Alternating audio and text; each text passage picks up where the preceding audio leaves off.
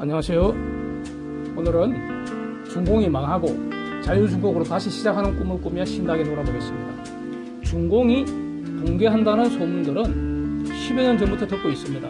시나리오도 다양합니다. 백설이 분분하지만 아직은 건재한 것 같습니다. 1년 전에 미국이 중공에 대하여 관세 공격을 개시했을 때 이게 무역 갈등이다, 무역 분쟁이다, 무역 전쟁이다, 패권 전쟁이다, 아주 논쟁이 치열했습니다. 지금도 진행되고 있죠. 지금은 패권 전쟁의 수단으로 무역, 기술, 금융, 모든 수단들을 차곡차곡 사용하는 것으로 보여집니다. 만약 패권 전쟁이 맞다면 역사상 1등을 대체하려는 2등의 도전을 말로 해결한 적이 있었습니까? 신흥 2등이 기존 1등을 꺾으면 새로운 질서가 탄생하는 것이고, 실패하면 도전자는 확실히 죽어야 하는 것입니다.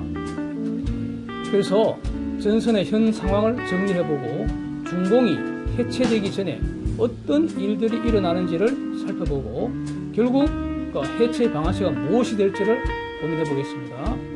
이제 큰 판이 신나게 벌어지는 것 같은데 어떻게 투자해야 할지 검토해보려고 합니다. 중공의 포위 상황입니다. 경제, 기술, 군사 전방위로 중공이 포위되고 있습니다. 포위망은 더 촘촘해지리라 예상됩니다.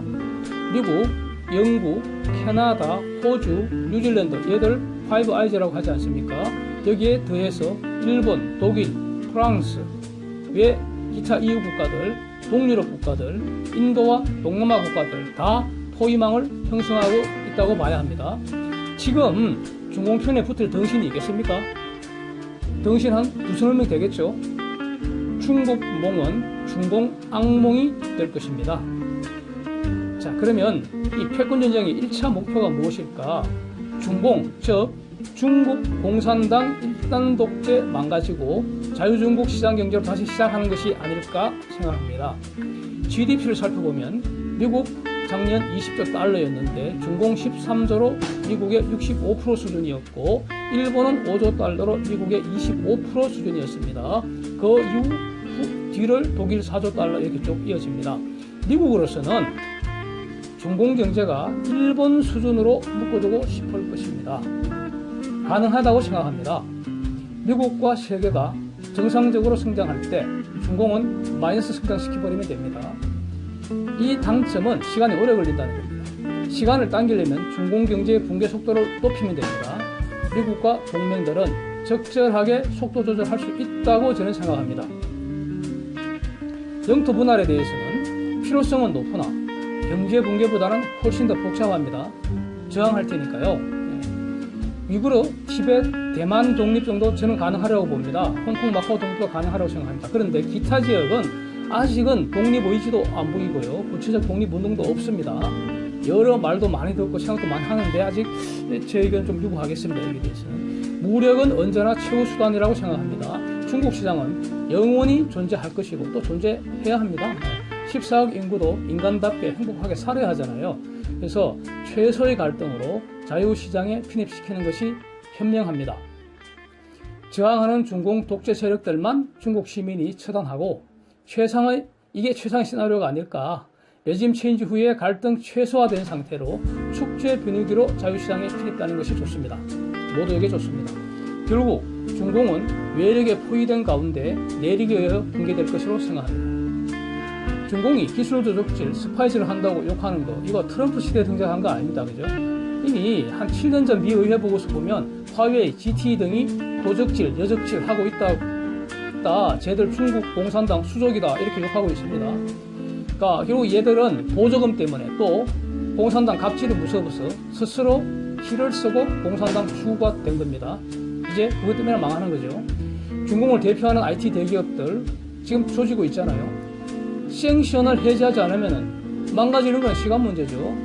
결국 쪼그라들어서 부모가게 수준으로 가다가 누군가 인수해버리던가 아니면 새로 시작하겠죠. 완전히 없어질 수도 있고요. 자, 중공이 이렇게 망가지는 경로를 한번 살펴보십시다. 중공이 진짜 해체되기 전에 많은 일들이 일어나야 할 겁니다. 왜냐하면 중국도 죽지 않으려고 사력을 다해서 모든 수단을 총동원해서 이제 버틸 테니까요. 그래서 당장 중공이 뭐 금년에 망한다, 내년에 망한다, 이거는 좀 오버하지 않는가 생각합니다. 중요한 것들, 먼저 수출 망가지겠죠. 이미 관세 장벽, 무역 장벽 둘러쳐져 있습니다. 대표적인 IT 기업들 박살내고 있습니다. 기업들 중공 탈출 점점 더 늘어나고 있습니다. 수출이 망가지면요, 달러 공급이 줄어듭니다. 그다음에 공장 가동 줄고 실업 늘어납니다. 여기서 내수로 버틸 수 있다는 주장이 있는데 황당합니다. 절대로 내수로 버틸 수 없습니다. 내수용 생산을 위해서는 원자재, 중간재 수입을 해야 되는데 여기 사용할 달러 여유 없을 겁니다. 그래서 취직했다고 빚내서 아파트 사고 결혼도 했는데 이놈의 회사가 물건도 안 팔리고 일거리도 없다고 잘려버린 겁니다. 그러면은 아파트 거품 터지죠. 가정은 깨지고. 그래서 결국 싱글 백수로 원점 회귀하는 것, 이게 중공 꼬라지가 될 겁니다. 부채 시한폭탄 이미 터지기 시작했습니다. 기업 부채, 지방 정부 부채, 그림자 금융, 부동산 버블, 이거 문제 제기된 게 한 10년 이상 된 것 같습니다. 지금 좀 부글부글 끓고 있지 않을까. 이거 해결하려면은 달러가 계속 들어와 주는 것, 이게 유일한 해결책입니다. 그런데 이 달러를 미국이 서서히 조금씩 차단하고 있습니다. 기업 연쇄부도도 이미 시작되었다고 봅니다. 중공 탈출도 이미 시작되었습니다. 이 탈출 세력은 외국 자본들, 중공의 토종 기업들, 또 중공의 부자들, 이런 것들 신문 제목으로 올라온 게 벌써 수년 됐습니다. 한번 검색을 해보십시오. 많습니다. 자, 가령 말이죠. 중공 투자할 때 위안 환율이 달러당 5위안이라고 가정해봅시다. 1억 불 투자하면은 5억 위안에 수수료 공제하고 손에 쥐게 될 겁니다. 만약에 위안 환율이 10원으로 폭등한 후에 탈출한다고 환전을 하면 어떻게 됩니까? 5천만 불에 수수료 공제하고 받게 됩니다. 반토막 이상 나버립니다. 따라서 위안 환율 오를 조짐이면은 중공 탈출은 급증하게 되는 것입니다. 그래서 마지막까지 주목할 변수가 환율이라고 봅니다. 이게 방아쇠라는 거죠. 그런데 이런 일들이 일어난다고 중공 금방 망가지는 거 아닙니다. 부채로 파산하거나 기업 부도 늘어나거나 늘 있는 일입니다. 좀 많이 늘었다고 망하는 거 아니죠. 이 정도는 미국, 한국 처치에 흔한 일입니다. 1960년 전후로 중공의 대학신 운동이 일어났을 때 이 사실은 그레이트 차이니즈 패민, 기근 참사였잖아요. 운동이 아니고. 당시 총인구 대략 8% 4천만 정도가 굶어 죽었다고 전해지죠. 북한 공산당, 북공의 고난의 행군 시절에도 총인구의 대략 10% 정도가 아사된 걸로 추정되고 있습니다. 그런데도 정권은 멀쩡합니다. 전체주의 독재국가의 대단한 저력입니다.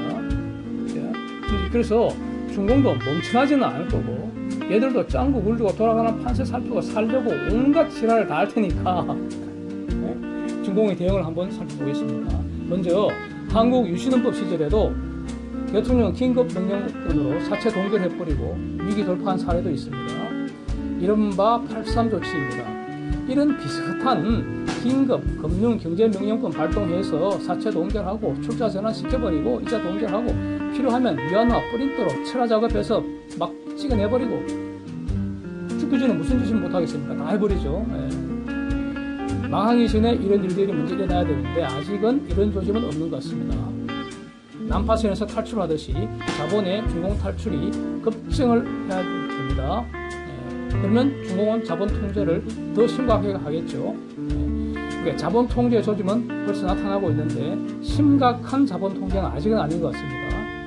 그러니까 공장 가동률 점점 더 떨어지고 실업 폭증하고 물가 폭등하고 따라서 실질금리도 폭등하고, 자, 이렇게 되면은 결국 어떻게 되겠습니까? 결과적으로 중공의 신용등급은 B로 추락하고 또 시간이 흘러 C로 강등되고 국가 부도위험인 CDS 프리미엄은 스카이라켓하고, 자, 중공 해체되기 전에 이런 일들이 먼저 일어나야 합니다. 그러나 아직 이런 뉴스는 없습니다. 간절히 기다려봅니다. 그런데 이런 거 다 중공 내부에서 일어나는 겁니다. 뭐 안에서, 중공 안에서 찌찌고 뽑고 다 너 알아서 하더라 이겁니다. 미국과 동맹들은 도관의 시 관찰하듯이 포위망을 서서히 계속 쪼아가기만 하는 거죠. 그래서 두고 볼 겁니다. 그러면 언제 미국이 중공을 쭉 패버릴까요? 그게 저는 환율이라고 봅니다. 왜냐하면 중공이 환율에 손을 대는 순간 이것은 말로 달러를 건드리는 겁니다. 위안은 휴지고 달러는 돈인데 감히 휴지를 갖고 달러에 장난을 쳐 맞아라 이겁니다. 이미 중공은 달러 공급 줄고 달러 수요 늘어나서 달러 공급 부족 상황이 지속되고 있다고 저는 판단합니다. 근거는 위안 환율이 이미 상당히 올라 있고요. 외환 보유고 4조 달러 육박하다가 3조 달러로 쪼그라들었습니다. 한때 3조 달러 밑으로 갔다가 살짝 회복된 것이 이것이 팩트입니다. 자, 앞으로 더 심해질 겁니다. 근거는 달러 수요 줄지 않고 계속 늘어날 겁니다. 생산을 위한 원자재 중간재 계속 수입해야 되고요. 중공 탈출 자금 계속 늘어나고요. 외채 원리금 상환해야 되고요. 식량 에너지 수입할 때 달러 필요합니다. 그런데 달러 공급 감소는 줄어든다는 거죠. 왜냐하면 왜 그렇습니까? 수출 감소하고요. 외국 자본 더 안 들어오는 데다가 있는 기업도 나가버리죠. 그 다음에 중공의 수출 기업들 달러 풀겠습니까? 해외 도피하겠죠. 지금 중공 망해가는데 상황이 어떻게 될지 모르는데 중공은 망하더라도 그 기업은 살아야 되지 않겠습니까? 좋은 세상 올 때 더 성장해야죠. 그러면 중공 쟤네들은 외환 통제 엄청 강화하겠죠. 지금보다는 상상 이상으로 강화하겠죠. 식량 에너지 수입도 최소한으로 줄이고요. 사치품 수입도 금지해버리고요. 그리고 나서 사치품 범위 점점 넓혀가서 생필품도 사치품이라고 금지해버리겠죠. 이런 뉴스가 도배를 해야 되겠죠. 그런데 외환 공급 부족하면은 사실상 방법은 딱 두 개뿐입니다. 환율 올리거나 부족한 외환, 즉 달러를 공급해 줘야 합니다. 이 두 개뿐입니다. 이것이 수요 공급의 법칙의 결론입니다. 누구도 이 법칙에서 자유로울 수 없기 때문에 중공도 이 법칙의 지배를 받아야 합니다. 여기서 중공은 달러를 프린트할 수가 없어요. 권한이 없죠. 중공이 달러 프린트하면 그게 위조가 되는 겁니다. 달러 프린팅 권한은 FED, 패드만 갖고 있습니다. 그래서 트럼프가 프린트를 해도 이건 위조가 되는 겁니다. 위안을 프린트 해봤자 이것은 국제시장에서는 돈이 아니죠. 돈은 유일하게 달러뿐입니다. 기축통화가 그래서 중요하다는 겁니다. 당장 달러 위안 환율을 올려버리면은 미국한테 바로 쳐맞을 테니까. 결국 중공이 할 일은 당장 환율은 못 올리고요. 보유적인 달러를 공급할 수밖에 없습니다. 그래서 외환 보유고 감소는 가속된다는 겁니다. 그러나 시장을 속일 수는 없죠. 외환 시장에서 위안 환율은 지속적으로 약세를 보일 것이라고 예상합니다. 때가 무르익으면 선수들이 위안화 집중 공격하겠죠. 그래서 어느 선을 넘기면 드디어 중공, 즉 중국 공산당 일당 독재 계획경제 시스템이 더 이상 상황은 통제 불능이 된다는 겁니다. 이 통제 불능이 되어야 중공이 해체됩니다. 통제 불능, 즉 문제 해결 못한다는 것, 무능한 공산 독재 정권을 시민들이 타도해버리고 자유민주정부 수립하고 미국 등 서방국들과 협상하고 도움받아서 해결 가능하게 되는 것입니다.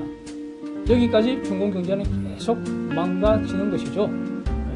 그래서 마지막까지 주시할 지표는 환율이라고 생각됩니다. 주가 금리도 당연히 잘 살펴봐야겠죠. 그러니까 이 통제불능 하기 직전에 얘들 결국 IMF에서 돈 빌리려고 손 내밀겠죠. 그런데 IMF에서 돈 줄지 말지 빌려줄지 말지 결정하는 게 결국은 미국입니다. 돈 빌려주겠습니까? 거부해버리겠죠. 그래서 통제불능이 된다는 겁니다. 자, 지금 하고 있는 무역협상 합의 형식적으로는 일정한 합의는 되리라고 생각합니다.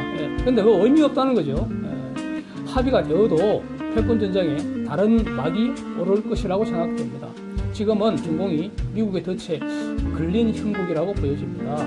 여기서 시간 끌면서 다음 공격 준비하는 것이 현명한 미국의 선택이라고 생각합니다. 지금도 관세 장벽, 기술 장벽 잘 작동 중입니다. 중공은 서서히 달러로 목이 졸리고 있습니다. 시간이 지나면 죽는데 뭐 하려고 살려주겠습니까? 왜냐하면 이것이 패권 전쟁이기 때문에 그렇습니다. 단순한 무역 갈등이나 무역 분쟁이면 벌써 해결됐죠. 미국은 속도 조절하면은 유리합니다. 중국에서 탈출할 기업들 시간 벌어주고요. 중공을 대체할 수 있는 국제 공급망을 구축할 수 있습니다. 마지막으로 투자 전략 간단히 검토하겠습니다. 이 주제만 별도로 검토할 수 있겠지만 여기서는 총론 수준에서 간략히 살피겠습니다. 중국 시장 오르락 내리락 뭐 하겠지만 결국은 대폭락하게 될 수밖에 없겠죠. 따라서 망하는 중국 시장에서 돈 벌 수 있는 그 상품이 타이거 차이나 CSI 300이라는 인버스 상품입니다. ETF입니다. 지금은 한국 그 유가증권 시장에 상장된 게 이거 하나밖에 없는 것 같습니다. 그래서 이거 적절히 잘 투자할 수 있을 것 같고요.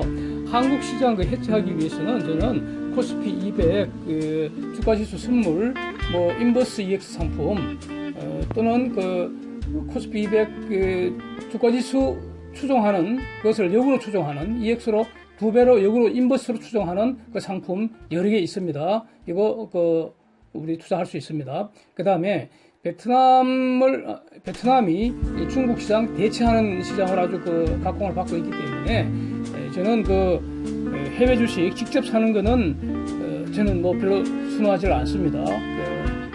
환 비용, 그 다음에 수수료 뭐 상당히 비쌉니다. 그래서 여기도 ETF 상품 중에서 킨덱스 베트남 VN30이라는 상품 저는 또 괜찮다고 생각하고 있습니다. 다음 기회에 한번 이 투자 부분만 그 집중해서 자세히 한번 그 만나는 시간 갖도록 하겠습니다. Thank you. See you again.